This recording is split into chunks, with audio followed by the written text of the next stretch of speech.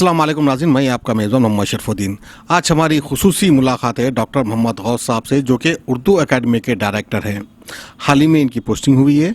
अल्हम्दुलिल्लाह उर्दू लैंग्वेज के लिए क्या बेहतर कर सकते हैं, इसी से मिलते जुलते चंद सवालात हम करेंगे डॉक्टर मोहम्मद गौस साहब से। साहब अस्सलाम वालेकुम। वालेकुम सलाम जनाब शरफुद्दीन साहब।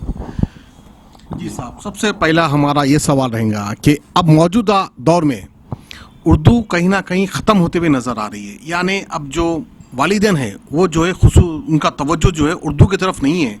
हर वालिदैन यही चाह रहे हैं कि हमारा बच्चा जो है हिंदी सीखे और हिंदी में आके बढ़े, क्योंकि इंडिया लेवल में हिंदी लैंग्वेज को बहुत अहमियत दी जा रही है। तो उसके ताल्लुक से आप क्या कहना चाहेंगे? ऐसा है हमारे शरफुद्दीन साहब, ये बात ख़ास तौर पर नोट करने के काबिल है कि ज़िंदा कौमें अपनी ज़बानों को नहीं भूलती, और जो कौम अपनी ज़बानों को भूल जाती है उनका सक़ाफ़ती तौर पर ख़ात्मा हो जाता है, फिर ये किसी दूसरी तहज़ीब को इख्तियार कर लेती है।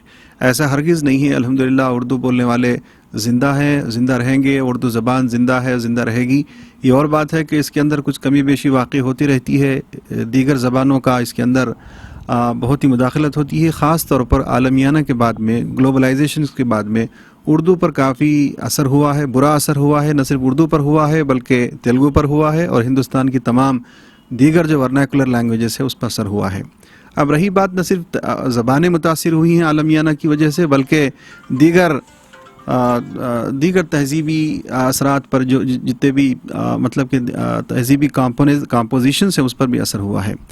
अब रही बात आपकी कि लोग बच्चों के अंदर, ख़ास तौर पर पेरेंट्स के अंदर दिलचस्पी के अंदर कमी वाक़ई हुई है, ये कुछ हद तक सही है। इसलिए कि जब कोई चीज़ सामने दिखती है, जो चीज़ दिखती है वो बिकती है, और जब कोई किसी ज़बान, टेक्नोलॉजी की ज़बान में वो कोई चीज़, कोई मुताला, कोई किताब, कोई लिटरेचर आता है, तो ज़ाहिर बात है कि उसी किताब से वो मार्केट से जुड़ी जाती है और वो मुलाजिमत से जुड़ी जाती है।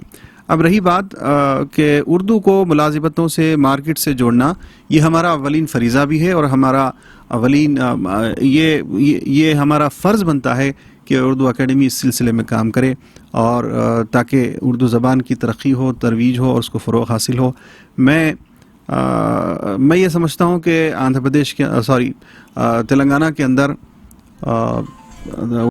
50 लाख लोग हैं, और 50 लाख लोग क्या उर्दू लिख सकते हैं, बोल सकते हैं? ये डाटा तो सेंसस के पास हो सकता है, हम इसको हासिल करने की कोशिश करेंगे। लेकिन क्या हमारा तालीमी निज़ाम, क्या हमारा शहरी समाज, क्या इस बात को यकीनी बना सकता है कि हर वो मादरी ज़बान उर्दू बोलने वाला क्या उर्दू लिख सकता है, क्या उर्दू सीख सकता है? ये एक बहुत बड़ा सवाल है। तो इस सवाल का जवाब न सिर्फ उर्दू एकेडमी को देना है, उर्दू एकेडमी अकेली हरगिज़ नहीं दे सकती, ना हुकूमत दे सकती है, बल्कि शहरी समाज के हर इदारे को चाहिए कि वो उर्दू की तरक्की की सिमत अपना ताउन पेश करें। और एक खुशी सवाल मेरा आपसे ये रहेगा कि हम हमारे बचपन में अक्सर देखा करते थे कि उर्दू मीडियम गवर्नमेंट स्कूल काफ़ी सारे हुआ करते थे, लेकिन अब मौजूदा हालत में उस तरह के स्कूल्स भी नहीं है, और जो स्कूल थे वो बंद हो चुके हैं। तो इसके लिए मतलब क्या बेहतर से बेहतर आप कर सकते हैं? क्या फिर से उर्दू मीडियम स्कूल रीओपन हो सकते हैं, या मज़ीद इजाफा कर सकते हैं उर्दू मीडियम स्कूल्स के लिए?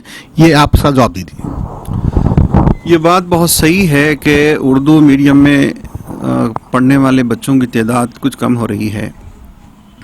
इसकी कई वजूहात हैं, और उन वजूहात पर हमको सोचना भी चाहिए, ज़रूर सोचना चाहिए। हुकूमत भी अपने सतह पर सोचे, शहरी समाज भी अपने सतह पर सोचे। अब यहाँ एक बात हमको मालूम करना है, बल्कि इस बात पर गौर करना है। एक तो है उर्दू मीडियम से पढ़ना, और एक है उर्दू बहैसियत ज़बान पढ़ना।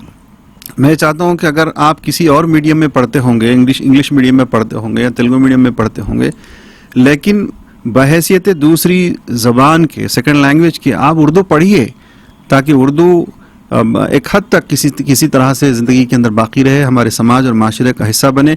इसलिए कि उर्दू एक ज़बान नहीं है, बल्कि उर्दू एक तहज़ीब है। उर्दू के साथ हमारा कल्चर और तमद्दुन जुड़ा हुआ है। जब कौमें अपने तमद्दुन को, अपनी तहज़ीब को भूल जाती हैं, तो फिर वो किसी दूसरी तहज़ीब के कल्चर का शिकार हो जाती हैं। मैं ये अपील करता हूँ उन हज़रात से, उन दर्दमंद हज़रात से जो उर्दू को तहज़ीब से जोड़ने के बारे में यकीन करते हैं, उस सिलसिले में मुस्बित कदम उठाएँ। सच न्यूज़ से बात करने के लिए बहुत बहुत शुक्रिया डॉक्टर गौस साहब। German 10 hospital. ऑर्थोपेडिक से मुताल्लिक हर मरीज यहाँ शिफायाब। इनाम याफ्ता doctor Mir Jawad Jar Khan, senior orthopedic surgeon. Advance operation theatre, ICU, digital x ray, laboratory, physiotherapy, pharmacy, sharing और प्राइवेट रूम्स। लेडी डॉक्टर्स और डॉक्टर अर्जुमन सुल्ताना गैनाकोलॉजिस्ट की खिदमात हासिल। वाजबी फीस और मुकम्मल सहूलियात से हजारों मुतमईन। एम्बुलेंस से आरास्ता German 10 orthopedic hospital, pillar number 150, Attapur, Hyderabad.